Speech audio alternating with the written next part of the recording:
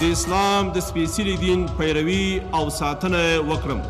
د اسلام د سپېڅلي دین پیروي او ساتنه وکړم. مردم از انتقال نظامی و امنیتی تشویش ندارن. مردم از انتقال سیاسی تشویش دارن. بجز انتخابات به مردم افغانستان زهر است و افغانستان دیگه به دوره ما قبل خود بر نمیگرده. به هیچ صورت مردم همت داره، ما انتخابات صورت میگیره و ما هم به عنوان یک مجاهد به شما اطمینان میتم که به هیچ کس اجازه نمیتیم که در انتخابات افغانستان اخلال وارد.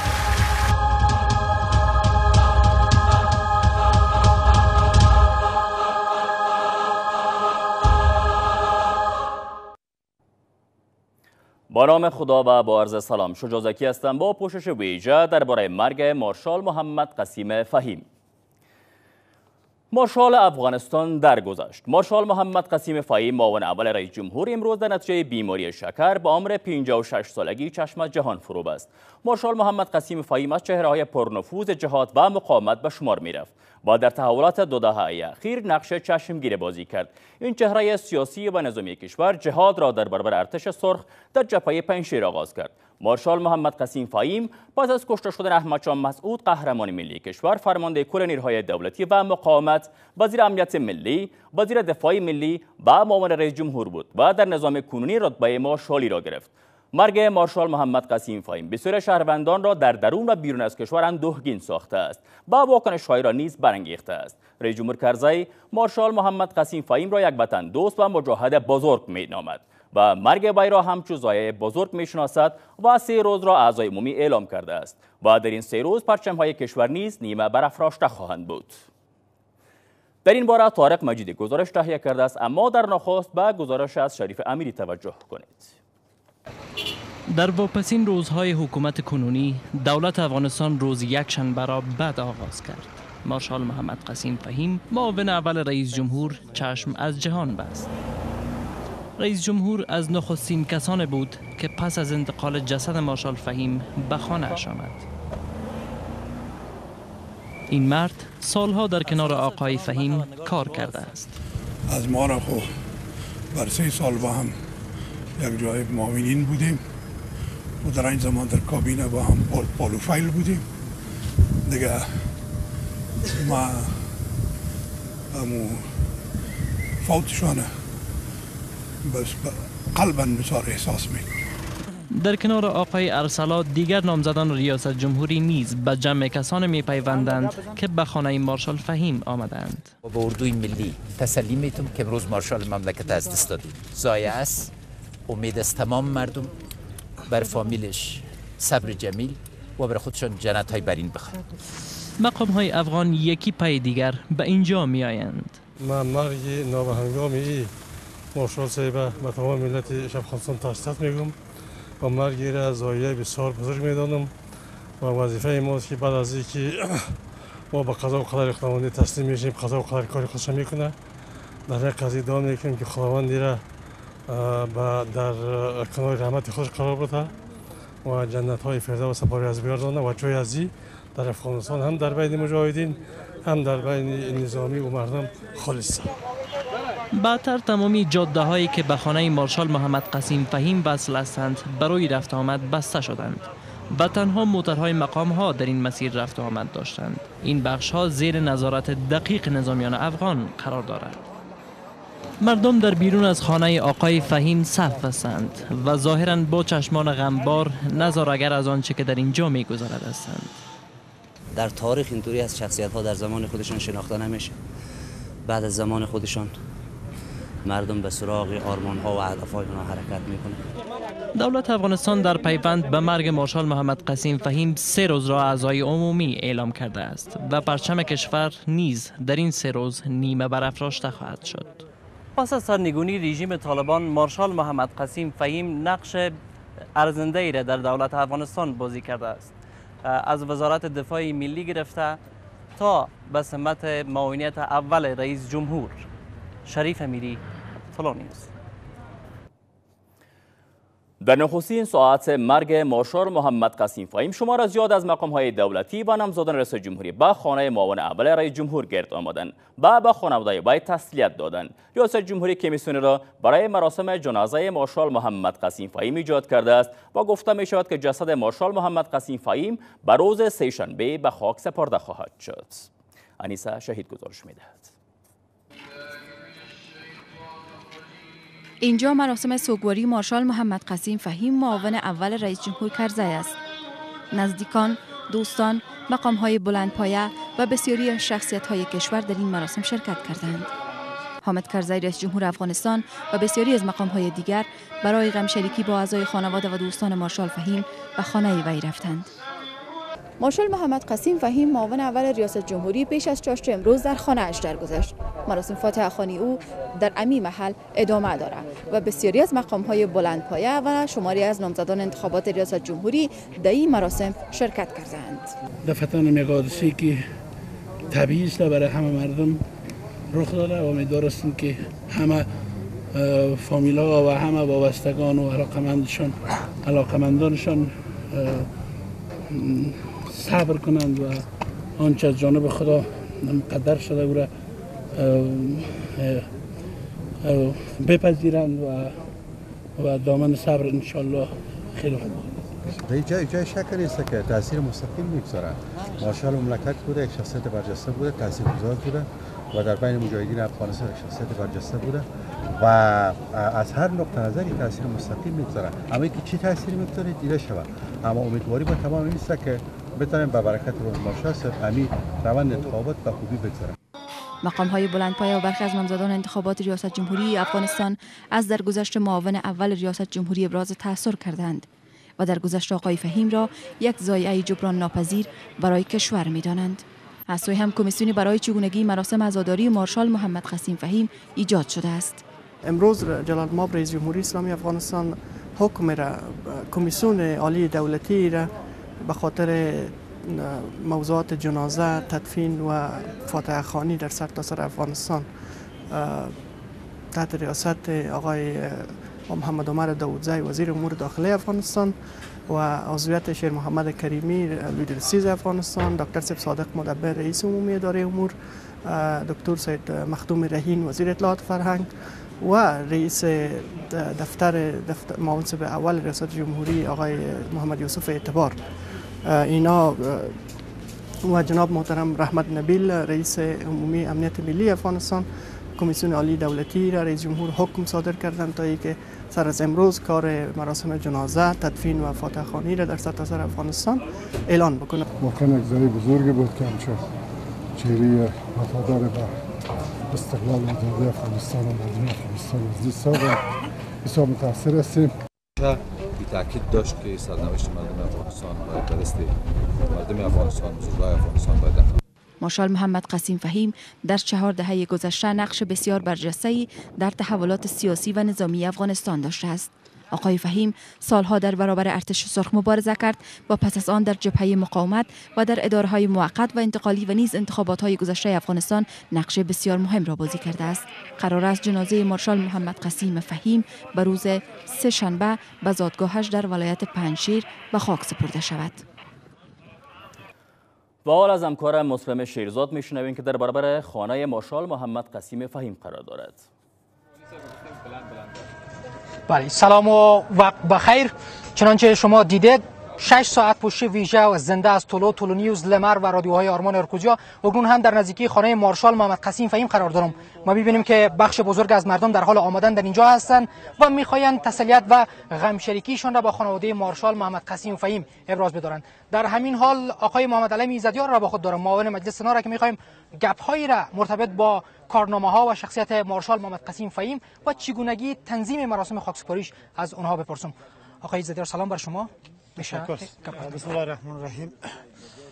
من به نوبه خود در گذشت مارشال صاحب و ملت افغانستان تسلیت میگویم و ایرا بدون شک یک ضایعه بزرگ برای مردم افغانستان، خصوصا در شرایط حساس کنونی که ما با طرف انتقال قدرت سیاسی میدانیم.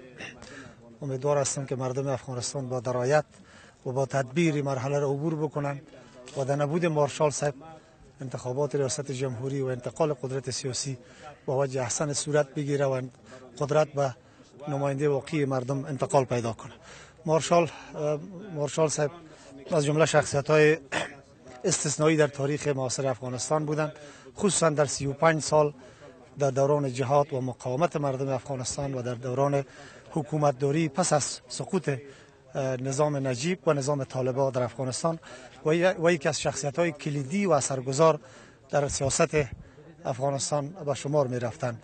اینا از آوان جهاد زمانی که به عنوان یک مجاهد در عرصه جهاد آمدند تا زمانی که فرماندهی جبهات به عهده داشتند در دوران جهاد علیه روس‌ها و بعد از او در حکومت مجاهدین و پس از او در دوران مقاومت در برابر طالبان از جمله فرماندهان و شخصیت‌های کلیدی و اثرگذار بودند در دشوارترین شرایط در کنار مردم افغانستان. بخش از صحبت‌هایی که مرتبط با مارشال محمد قسیم فهیم میشه شما به گونه ویژه و زنده از شبکه‌های تولو نیوز و لمر دیدن. از آقای زدیار می‌خوایم بپرسیم که چه چیزی میشه به عنوان ممیزه تفاوت بین دیگر سیاستگران و مارشال محمد قسیم فهیم دید؟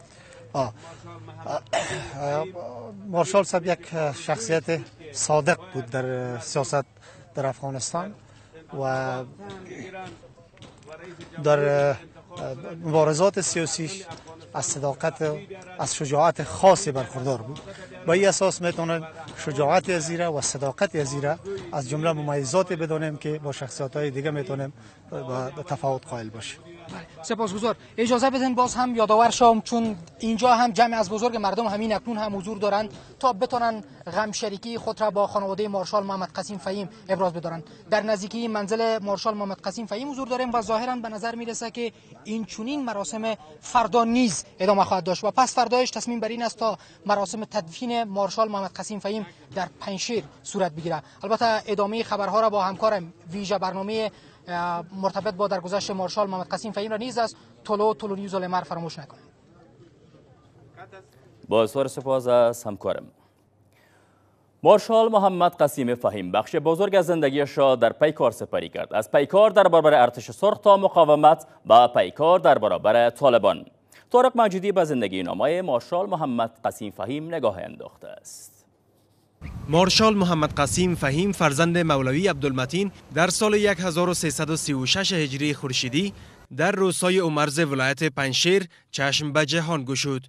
محمد قسیم فهیم آموزش‌های نخستین را در زادگاهش فرا گرفت و در سال 1349 هجری خورشیدی برای ادامه تحصیلات عالیش شامل مدرسه دارالعلوم عربی کابل شد. مارشال محمد قسیم فهیم پس از کودتای 1357 هجری خورشیدی برای شرکت در جهاد در برابر شوروی پیشین نخست به پاکستان رفت و پس از آن در سال 1358 هجری خورشیدی برای مبارزه مسلحانه در برابر ارتش سرخ به ولسوالی شگل ولایت کنر رفت.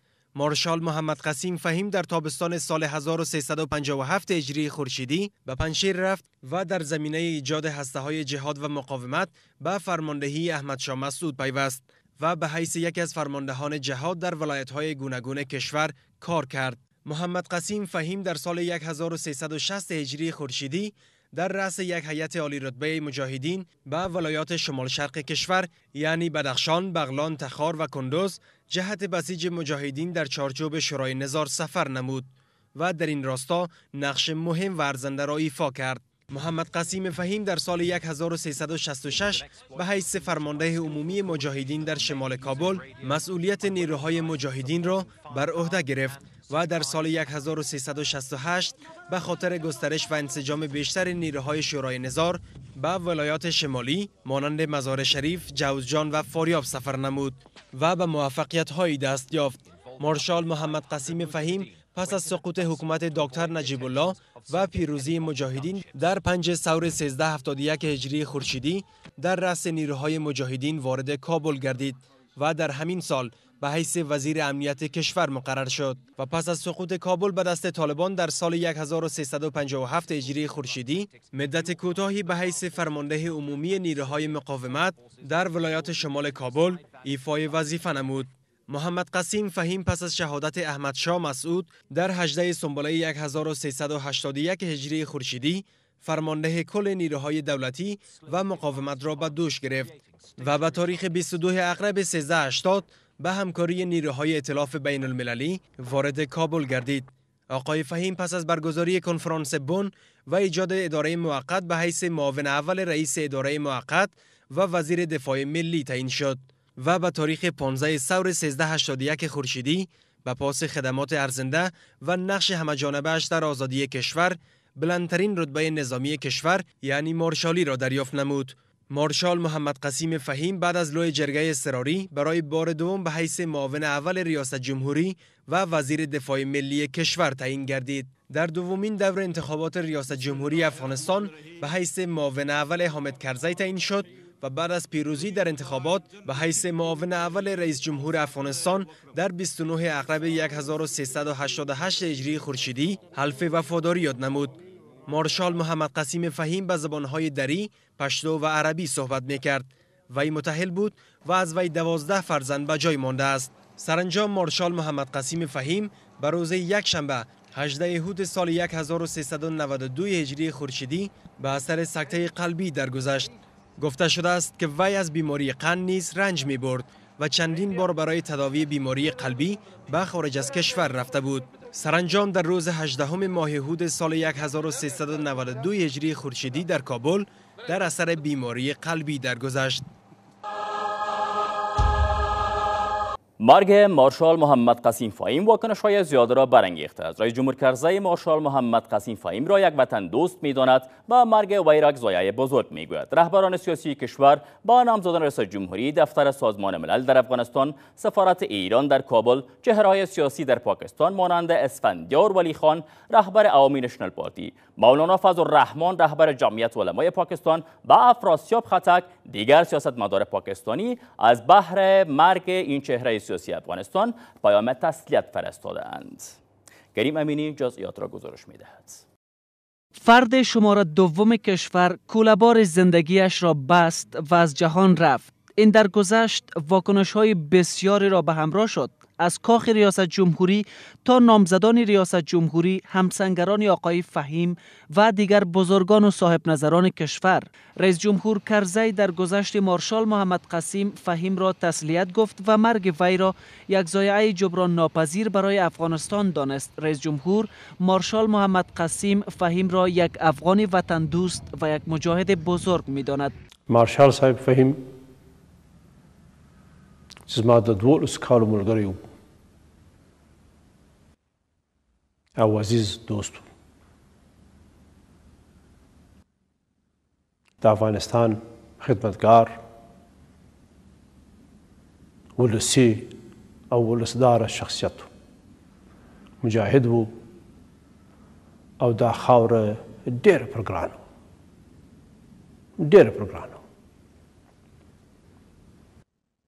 وفات د کورنۍ ته او د افغانستان ملت ته تسلیت وایم. خبر درگذشت و فوت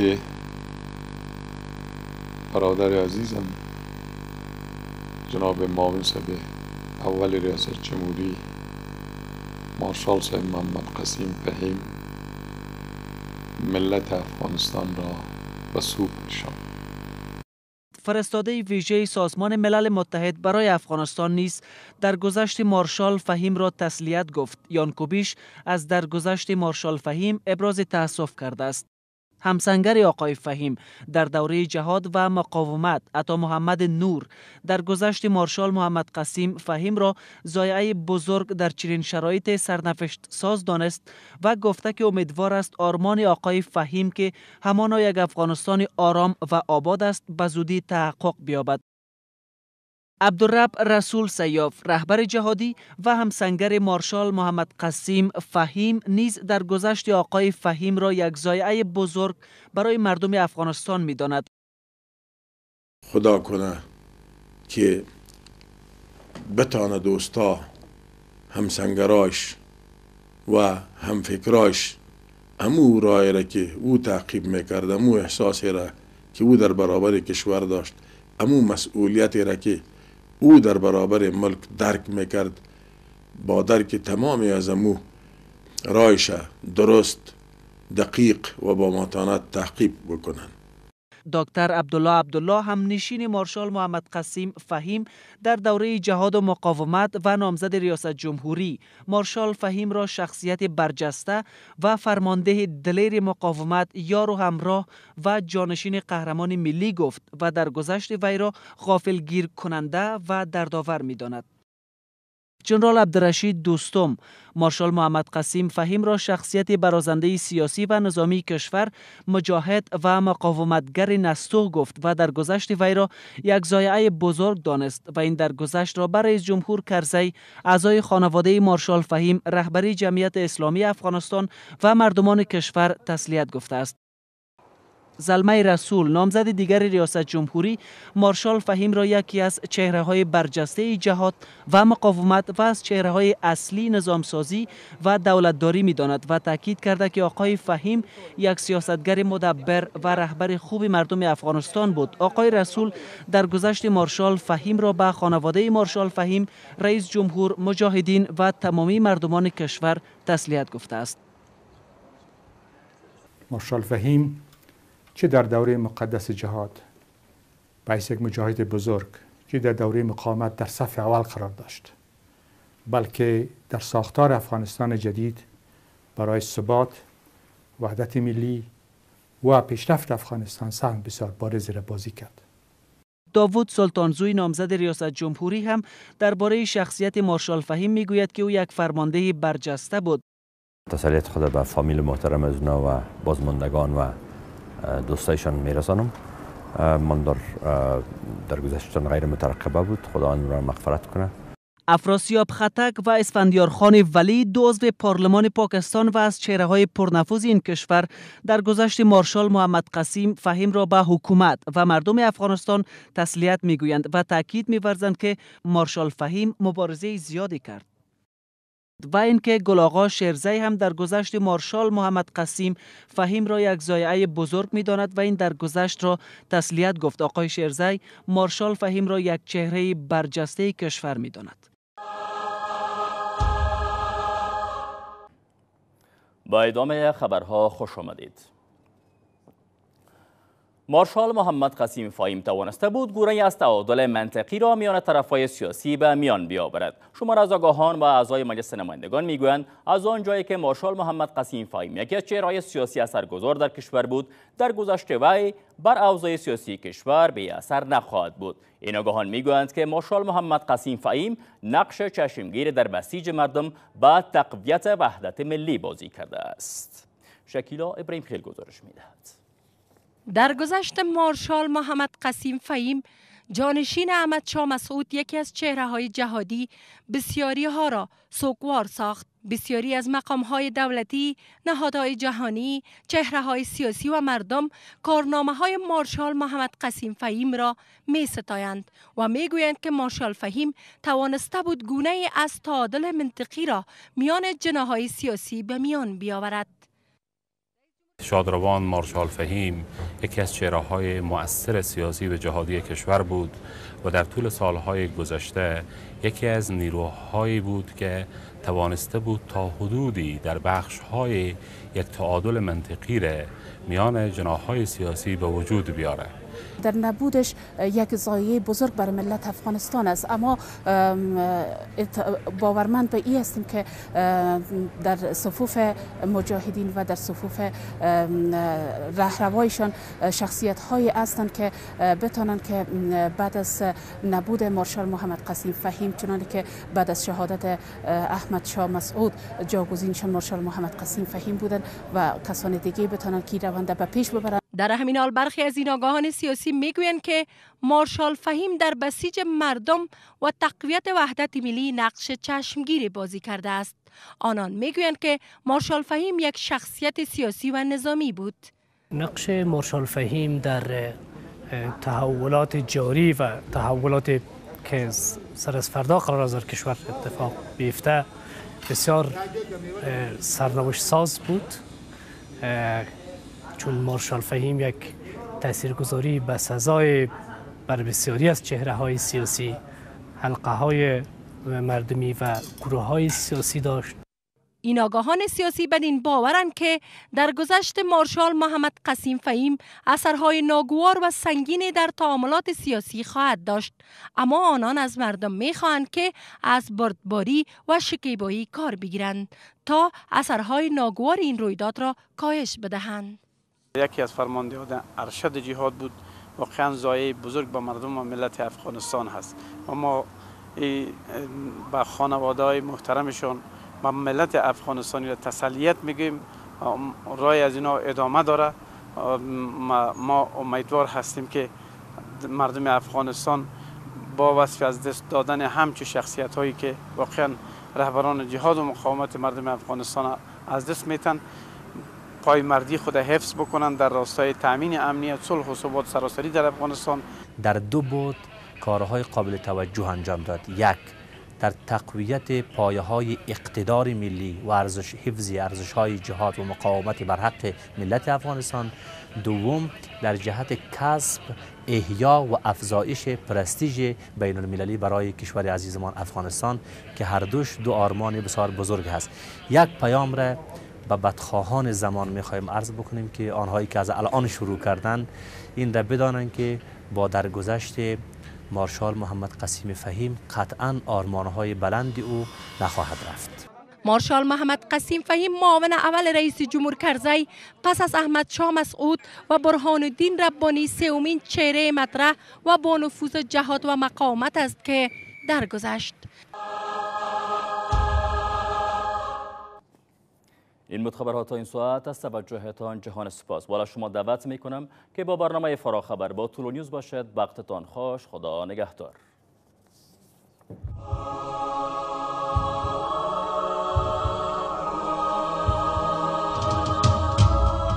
د اسلام د سپیڅلي دین پیروي او ساتنه وکړم. د اسلام د سپیڅلي دین پیروي او ساتنه وکړم. مردم از انتقال نظامی و امنیتی تشویش نداره، مردم از انتقال سیاسی تشویش داره. بجز انتخابات به مردم افغانستان زهر است و افغانستان دیگه به دوره ما قبل خود بر نمیگرده. به هیچ صورت مردم همت داره، ما انتخابات صورت میگیره و ما هم به عنوان یک مجاهد به شما اطمینان میتم که به هیچ کس اجازه نمیتیم که در انتخابات افغانستان اخلاق